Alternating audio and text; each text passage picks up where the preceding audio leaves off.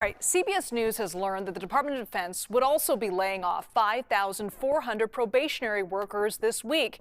This is all part of what we've been talking about all day long, the Trump administration's efforts to shrink the federal workforce. So we wanted to take a closer look at just how big the Department of Defense actually is in comparison to the rest of the government. Now, according to government data, the Department of Defense has about $855 billion in obligated spending, which means the money is already assigned to pay for things like troop salaries or weapons purchases.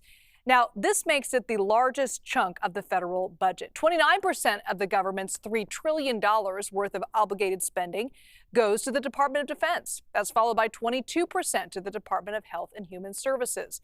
Now, as of the fiscal year of 2023, the military had a workforce of about 2.1 million service members and 770,000 civilians.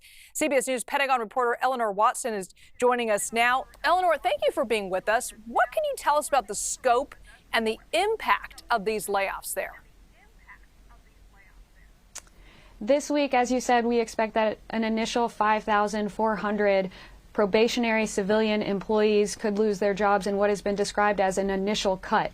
Ultimately, the Defense Department expects to cut about 5 to 8% of the entire civilian workforce around the globe, which, if you do the rough math on the numbers that you were showing, 5 to 8% of 770,000 means this could impact about 50 to 70,000 people. The Defense Department is doing the initial cut this week. We should see that 5,400, and then we'll implement a hiring freeze as it reviews what could come in the next rounds of cuts.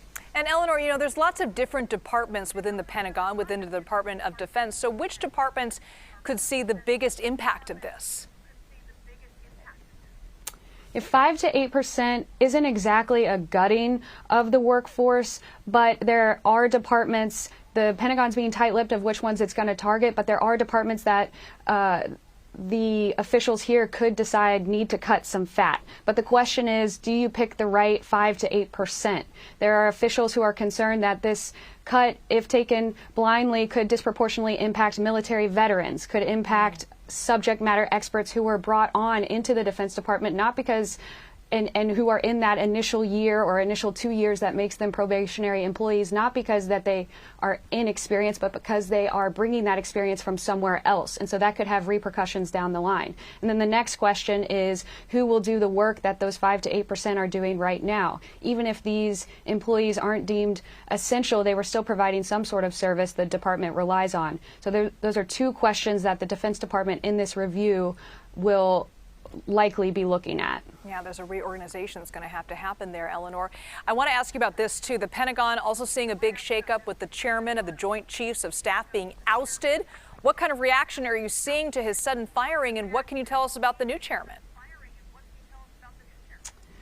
The firing was sudden because it came from President Trump's Truth Social account on a Friday night, but many around here expected Chairman Brown to not be long in the job as soon as Defense Secretary Hegseth arrived. Hegseth, before he was named the Pentagon chief, had name-checked Brown in a podcast saying that generals and admirals who had advocated for diversity initiatives should be fired. Now, it took some time for Trump to interview potential candidates and to make that announcement, but we ultimately saw that announcement on Friday night.